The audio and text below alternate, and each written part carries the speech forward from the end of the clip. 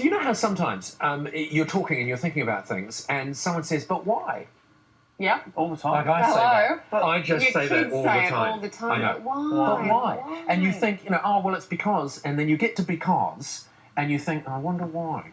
But you have to come out with something. Well, anyway, here on Breakfast, we've got a why guy. He's our go-to guy. He is a physicist. He's a doctor of umpteen different things. Derek Muller. Derek, good morning. The reason we've got you in today, and we could only do it today because it's obviously going to be 4 years before we can ask you the same question, it is leap year, leap day today. Why do we need a leap day? Well, I have some props for you. You didn't know. Well, You thought we had the same guy on. Yeah.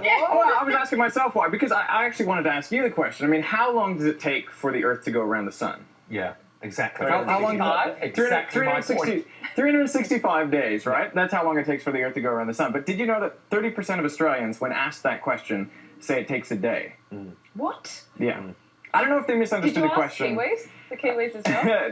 This was a study of Australians. They didn't know what ago. the sun was. Yeah.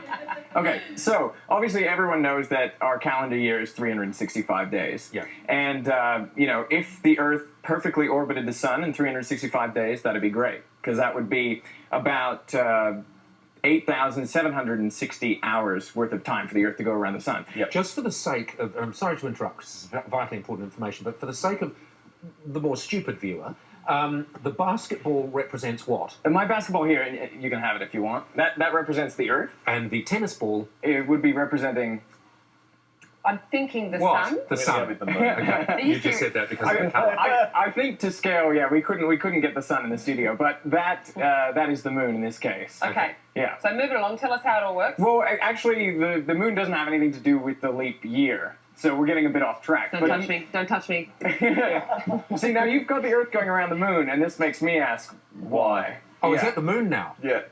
It was always the moon. Yeah. Oh, the sun, sorry. The sun I would be thought gigantic. that, but Okay, so so obviously Okay. it's taking a little bit longer to go around. Is that the deal? The leap year thing. That's right. So the Earth tries to go around the sun in 365 days, but it actually takes an extra quarter of a day, about 6 hours extra. Right. And so every 4 years, those 6 hours add up to 24 hours, and we just add a day onto things. Who's And counting? yeah. And there's a really interesting thing that this leap second that people don't necessarily know about, we're actually adding seconds. That's correct. So that's where the Earth and the Moon come in. Yes. Because the Moon is actually stealing our rotational energy. So the Moon is slowing us down. Yes. Yeah. Through The big gravitational. leap second, is it just to really make scientists all happy so they don't have to put their clocks back 1 second every 1,000 years? Or? Well, it is a little bit to do with scientists, making scientists happy, but we do accumulate a second worth of kind of advanced time, or lost time, depending on how you want to think of it, every 18 months. So it is worth adding, because otherwise kind of your morning would get earlier and earlier. Oh, that's a good thing then. By seconds, yeah. Okay. So it's important to keep everything synchronized. All right. Okay. Why Fascinating stuff. I just Thank you, Derek. completely destroyed Uzbekistan by dropping this ball. Thank you very much for that. That's my pleasure. Thank you, Derek. Why? Yep. You see. But here's my idea, very quickly, and you're going to like this, Doctor.